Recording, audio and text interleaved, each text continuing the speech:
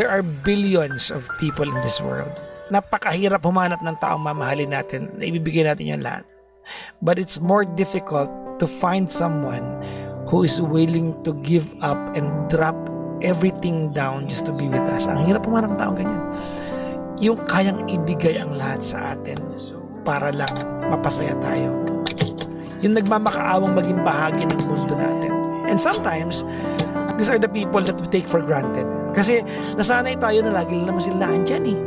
But the easiest people to take for granted are the people who are always available. And the only time that we realize the value of these people ay pag wala na siya. Nag-iba na yung nakikinabang sa atensyon na dati tayo nakakakuha. And I'm afraid it might happen to you if you do not change your ways. And you are 40 years old. Truth be told, you do not have the luxury of time. Wala kang mahabang panahon sa mundong ito para humanap ng tao magpaparamdam na sobrang ganda mo at hinahanap ka palagi. Kung pride lang to, baba mo na yan.